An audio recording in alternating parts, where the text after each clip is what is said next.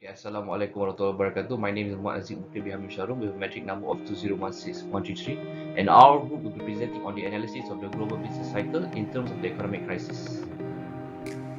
Okay, so first we'll be explaining on the definition of the business cycle. Okay, business cycles are a type of fluctuation found in the aggregate economic activity of nations that revolves around these stages, which are expansion, recession, trough, recovery, and peak. Whereas the definition of economic crisis is a severe and sudden upset in any part of the economy due to prolonged recession. Okay, among other determinants of economic crisis are interest rates, unemployment numbers, oil prices, consumer prices, and wage inflation. Okay, so the problem with economic crisis is that it is not time limited and can exist at any time, whether it happens gradually or suddenly. Okay, so we are going to be discussing on the major economic crisis, and among the biggest economic crisis that ever existed was the Great Depression in the year 1929 to 1939, the Latin American debt crisis in the year 1980, the Asian financial crisis in the year 1997, the Great Recession in the year 2007 to 2009, and the COVID-19 pandemic, which is from the 2020 to the present time. Okay, so why did we choose these five major economic crises? This is because all of these crises are so severe that it caused a collapse in both the overall economy and the society. It is so severe that it spreads economic pain to other dependent countries. It is a major defining crisis that changed how finance is governed in this world, and it is a series of crises that spans over a long period. Without further ado, let's start with the first major economic crisis, which is the Great Depression, which spans from 1929 to 1939. Okay, the Great Depression was a severe worldwide economic depression that took place mostly during the 1930s, beginning in the United States. This was the worst financial and economic disaster of the 20th century, as it was the longest, deepest, and most widespread depression of the 20th century. The Great Depression started in the United States after a major fall in stock prices that began around September 4, 1929, and became a worldwide news with stock market crash of October 29, 1929, known as the Black Tuesday. Okay, so this is the timeline of the major events of the Great Depression. Okay, first and foremost, the Black Thursday kicked off the stock market crash of 1929, in which the problems start from here as the stock market crashed. After that, the Smoot-Hawley Act of 1930 raised import tariffs and arguably worsened the Great Depression. And after that, in June 1930, the Dust Bowl began. This was a great disaster of a major sandstorm that began killing crops, killing livestock, and began killing people, which worsened the economy. And in the 1930, FDR took the office, in which he introduced new ideas and new policies that helped combat the Great Depression. And in the 1933, the New Deal launched programs launched by Frank Roosevelt, like the Social Security Act, to reverse the downward economic spiral. And in the 1938, the economy started to grow again, and the Great Depression was finally over. Okay, so what caused the Great Depression? The answer to this was Black Thursday. This was the kickstarter of the Great Depression. This was because people and banks began speculating that the stock market will rise and rise, in addition to investing with money they don't have. However, at the time, production had already declined and unemployment had risen, leaving stock prices much higher than their actual value. In addition, the wages were also at an all-time low, consumer debt was proliferating, and banks had an excess of large loans that could not be liquidated. Because of this, on October 24, 1929, as nervous investors began selling their overpriced shares, the stock market crashed as a record of 12.9 million shares were traded that day, known as the Black Thursday. As the stock market crashed, hundreds of the banks lost their money, and this led to their collapse. Hence began the Great Depression. So the Great Depression brought worldwide effects to the world. Among of them was to the origin country, which is the United States. Among the social effects is that people saving their whole life find out that they had nothing, which wiped out countless individuals, making them bankrupt. In addition, the downturn in spending and investment led factories and other businesses to slow down production and began firing their workers. Okay, for those who were lucky enough to remain employed, their wages fell and their buying powers decreased tremendously. In addition, people lost their jobs and were evicted from their homes and ended up in the streets. In the economy effects, a third of all the banks have failed. Unemployment rose to 25%, homelessness increased, housing prices plummeted to 67%, international trade collapsed by 65%, and deflation soared highly. Okay, in addition, the Great Depression also hit other countries, but it hit the hardest to those nations that were mostly indebted to the United States. For example, in terms of Germany and the Great Britain. In terms of Germany, the number of unemployment rose from 1.4 million to over 2 million. By the time Hitler became Chancellor in January 1933, 1 in 3 Germans were unemployed, with the figure hitting 6.1 million. Okay, for Great Britain, the value of British exports halved plunging its industrial areas into poverty. By the year of 1930, unemployment more than doubled to 20%. Many families depended entirely on payments from local government known as the dole. So now, the million-dollar question. How was the Great Depression eventually resolved? There are two interpretations to how the Great Depression was eventually resolved. The first interpretation was through the election of FDR, Franklin D. Roosevelt. In 1932, the country elected FDR as the president. He promised to create federal government programs to end the Great Depression, and within 100 days, he signed the New Deal into law, creating 42 new agencies through its lifetime. They were designed to create new unions, provide insurance and whatnot. And the promise of adequate medical care, a decent home, and a useful and remunerative job helped safeguard the economy and prevent another depression. Another interpretation was through the World War II. During the war, more than 12 million Americans were sent into the military and defense-related jobs. Those war jobs seemingly took care of 70 million unemployed in 1939. They merely traded debt for unemployment at the expense of funding World War II. This hiked the debt from 49 billion to 260 billion in 1945. In other words, the war had only postponed the issue of recovery. Okay, so in conclusion, the main cause of the Great Depression is due to man's greed. Because people wanted more wealth, they invested in the stock market more and more as they say it as a way to earn easy money.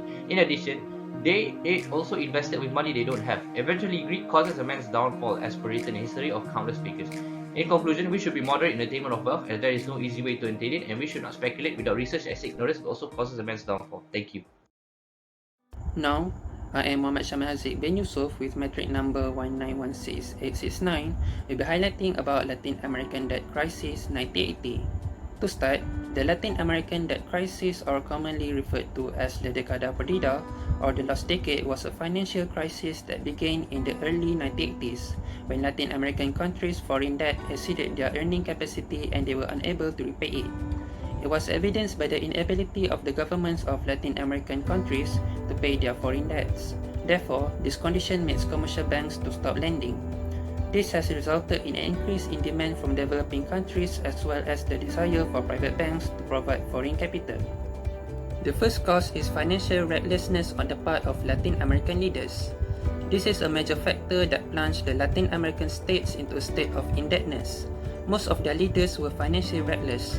They had accumulated foreign loan far more rapidly than they could hope to invest productively and profitably. Corruption, for instance, over 40% of the flow of dollars into Mexico was reckoned to have found its way out of the country into private bank accounts overseas. This largely explains why third world countries, especially in Latin America, got immersed in huge debt until they become insolvent. The next cause is overdraft economy. The explosion of speculative financial activities that took shape in 1973 with the first oil price rise, which was reinforced by the second rise in 1979, has allowed nations of the world, both developed and the third world alike, to find a virtually unlimited supply of funds available for lending. This led to the emergence and development of an overdraft culture among political leaders throughout the world. It was thus a matter of pride to obtain external loans. An accumulation of such loans has therefore translated into a great pyramid of debt over the years. National Monetary Fund (IMF) and World Bank Structural Adjustment Loan Policy also is one of the causes of Latin American debt crisis. This was another factor that compounded the indebtedness of Latin American countries and the other third world nations. The IMF and the World Bank policies made credit available to pay interest on previous loans. In the World Bank and IMF view, the solution to past debt was more debt, more growth, and the spreading of Western overconsumption worldwide. In effect, over-indebtedness became commonplace and increased the debt even further. You can interpret that a huge foreign debt in Latin America was rather inevitable. The last cause is increasing interest rates amidst reduction in foreign exchange earnings. Two major global developments contributed greatly to the severity of the debt crisis. The first was an international economic recession in the early 1980s, which reduced global demand, resulting in major declines in export earnings. The second was the increased interest rates during the recessionary period. The Latin American debt crisis gave some major implications. One of the impacts is the increased level of poverty and proliferation of internal conflicts. Poverty level increased geometrically in Latin America during the last decade of the 1980s. This manifested in a drastic fall in wages, increasing rate of unemployment, and great deterioration in welfare provision due to the unending stabilization programs, which induced a surge in inflation across Latin America. The effect was that Latin America faced an uncountable number of economic-induced conflicts and wars over the years. The next impact is increased neglect of food crop agriculture.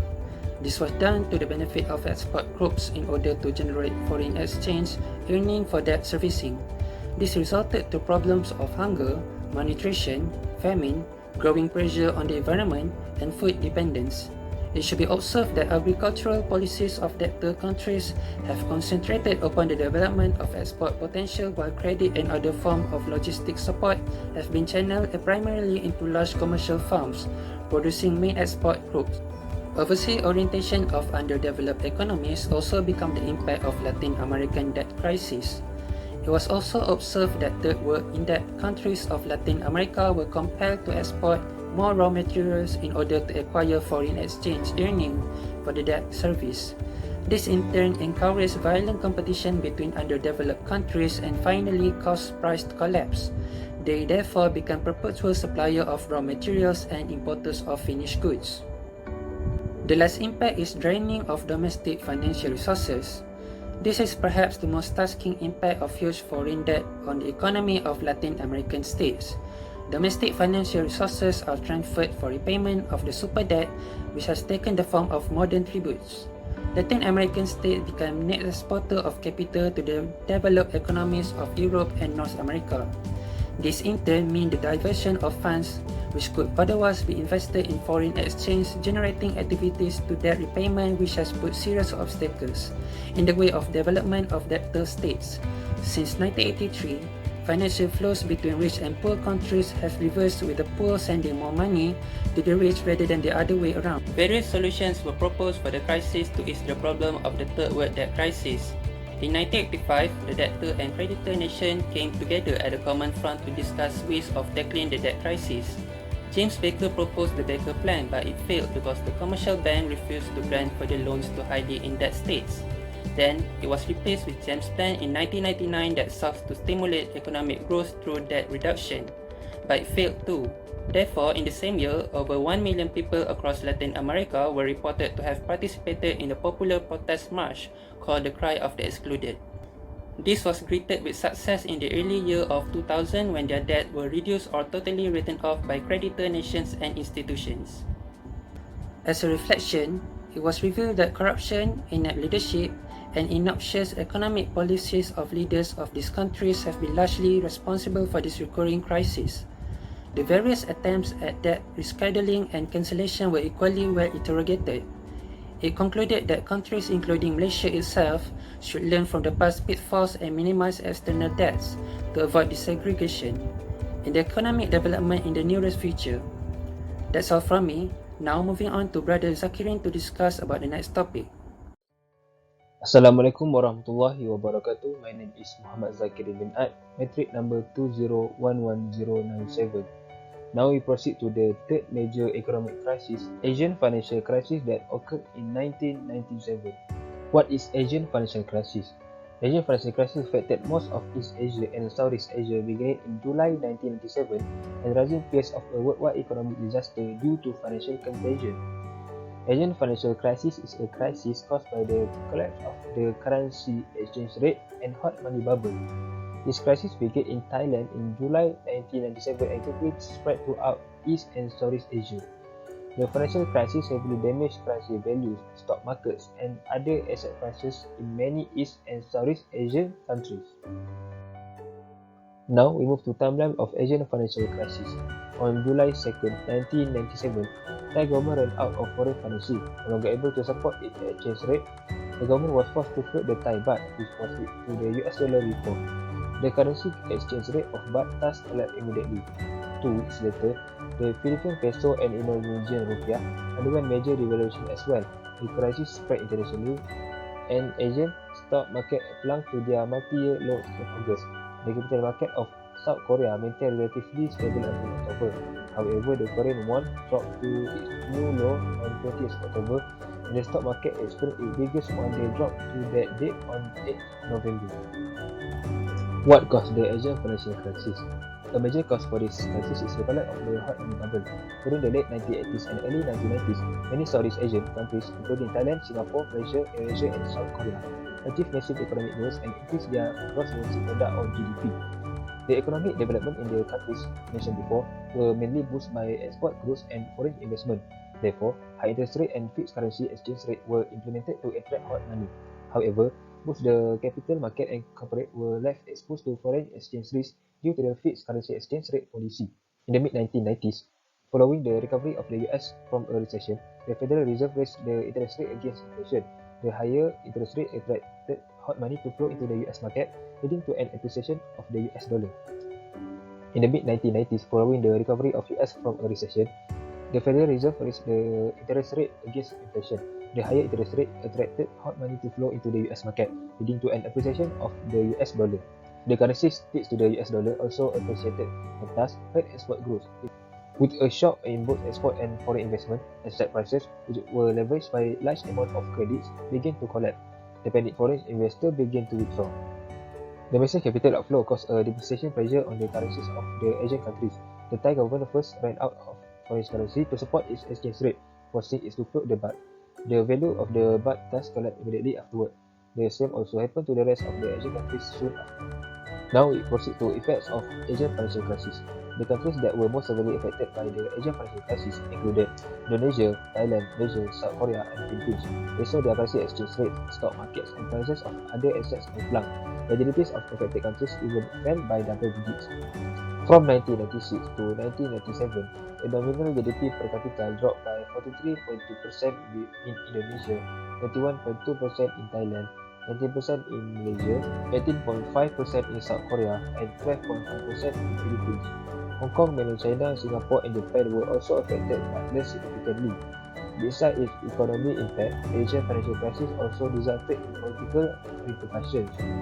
The Prime Minister General of Thailand, Yong Chayut, and the President of Indonesia, Suharto, resigned. An anti-Western sentiment was triggered, especially against George Soros, who was blamed for triggering the crisis with large amount of currency speculation by some individuals. The impact of Asian financial crisis was not limited to Asia. International investors became less willing to invest in and lend to developing countries, not only in Asia but also other areas of the world. Oil prices also fell due to the crisis. As a result, some major mergers and acquisitions in the oil industry took place to achieve economies of scale. What is the International Monetary Fund's role in the Asian financial crisis? The International Monetary Fund, or IMF, is an international organization that promotes global monetary cooperation and international trade, reduce poverty, and support financial stability. The IMF generates several bailout packages for the most affected countries during the financial crisis. It provided packages of around $20 billion to Thailand, $40 billion to Indonesia, and $59 billion to South Korea to support them so they did not default. The bailout packages are structural adjustment packages. The countries that received the packages were asked to reduce their government spending, allow insolvent financial institutions to fail, and raise interest rates aggressively. The purpose of the adjustment was to support the currency values and confine over the country's solvency. Lastly, reflection from Asian financial crisis. One lesson that many countries learned from the financial crisis was to build up their foreign exchange reserve to hedge against external shock. Many Asian countries weakened their currencies and adjusted economic structures to create a current account surplus. The surplus can boost their foreign exchange reserve. The Asian financial crisis also raised concern about the role that a government should play in the market. Supporters of the neoliberalism promote free market capitalism. They considered the crisis as a result of government intervention and crony capitalism. The condition that IMF set within their structural adjustment packages also aim to weaken the relationship between the government and capital market in the affected countries, and therefore to promote neoliberal model. That's all from me. Thank you. Assalamualaikum warahmatullahi wabarakatuh. Okay, my name is Ahmad Luqman Hakim bin Muhamad Anwar. Number matrix 1916945.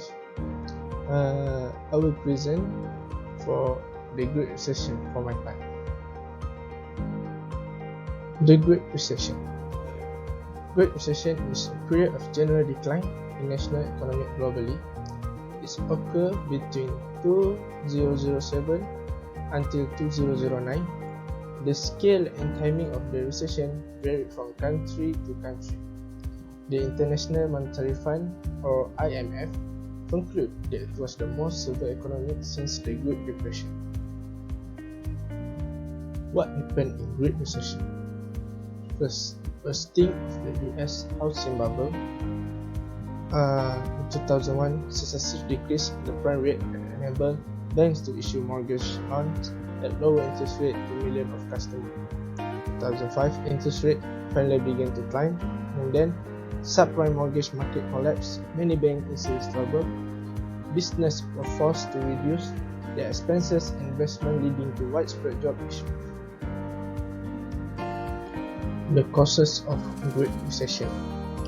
First, widespread failures in financial regulation. Second, dramatic breakdowns in corporate governance. Third, excessive borrowing and risk by households of Wall Street. Impact to business cycle recession. In 2007, the price bubble of housing burst, which triggers the subprime mortgage market collapse. Demand of the housing sectors plummets and the price decreases. Financial institutions suffer loss as the customer could pay back their mortgage. This situation is alarming to the banks, while hence interbank credit froze and banks could even lend their money to credit-worthy borrowers. How the crisis is eventually resolved. On February 17, 2009, Congress passed the American Recovery and Reinvestment Act, the $787 billion economic stimulus plan, and the recession. It granted $282,000 billion in tax cuts and $505 billion for new projects, including healthcare, education, infrastructure initiative. While on February 18, 2009, Obama announced a $75 billion plan to help stop foreclosure. Essence and moral. First, past performance is not guaranteed. Market projections, such as those seen in the hypothetical example, include in 400k enrollment kids regularly show an 8% return per year on average. Study your money every 8 years. Those pretty pictures makes it easy to forget that markets don't move in a straight line. All of those projections are based on a notion that investors should buy and hold. But 2008 showed that the strategy don't always work, particularly for investors who are approaching retirement when a downturn hits. Second, don't buy what you don't understand. The marketplace is filled with complex and exotic offerings that promise outsized returns to investors. Derivative, special investment vehicles, and other esoteric investment tools are complex for the average investor, rack up push fees for financial service firms, and huge loss for investors. Not to mention the most notorious of them all, the mortgage-backed security that turned out to be backed by a subprime mortgage. Don't buy what you don't understand is a tried but true sentiment that may be the biggest lesson of all from the recession. Third, you can delegate your future. Far too many investors operate on the set it and forget it plan. They dutifully make their bi-weekly contribution to their 401k plans and let the year pass, hoping for magic by the time they retire. Anyone on the plan who expected to retire anytime soon after 2008 was in for a rude awakening.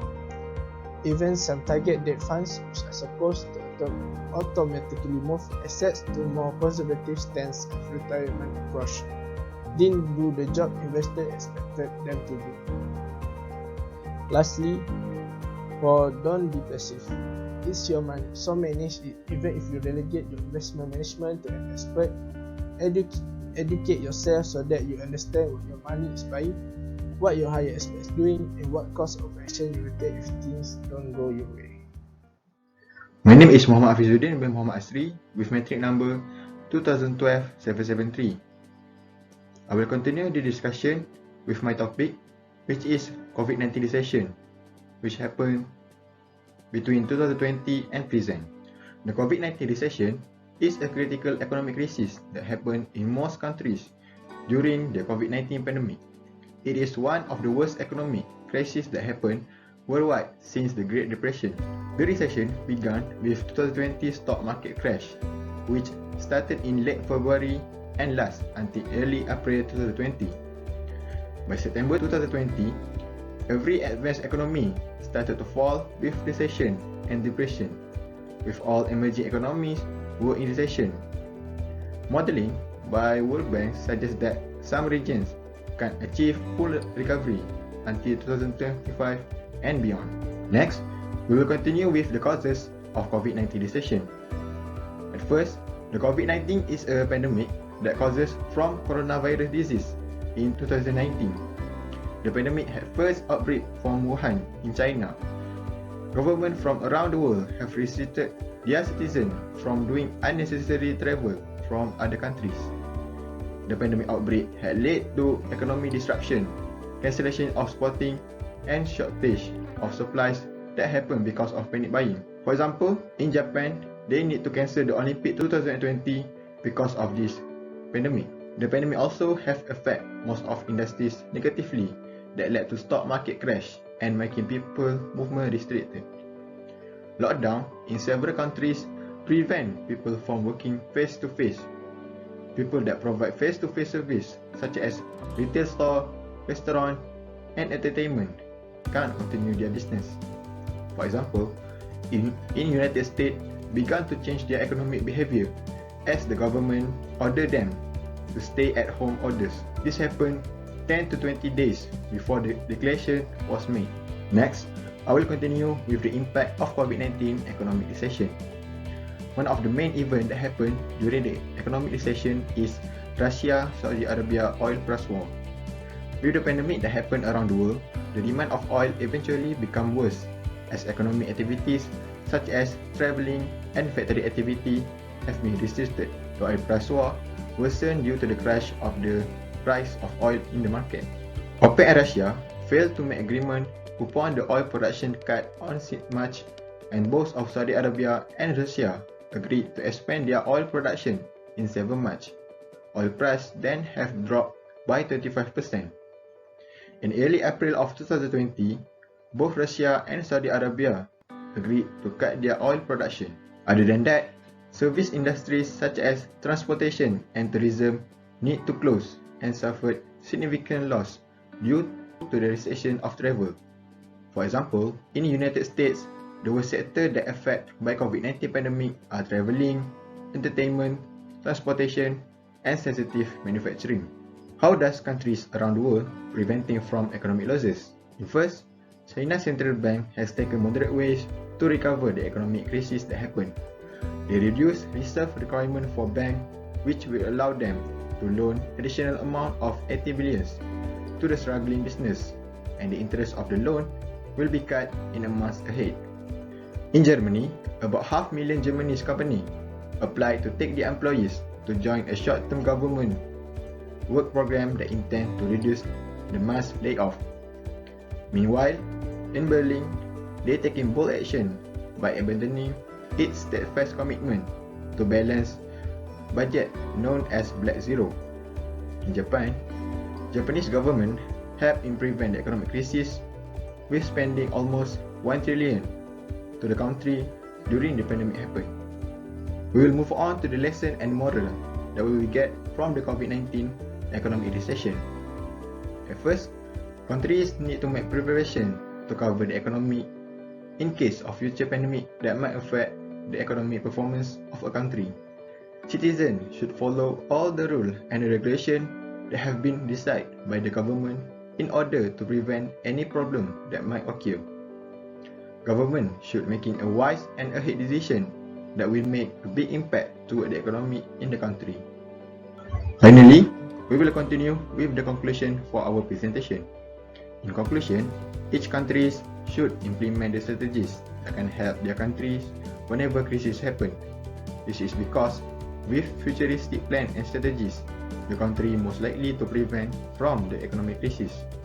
Other than that, international cooperation among major powers for international solution of financial crisis can be emerged when the decision makers of the creditor countries find sufficient private return that drive their action.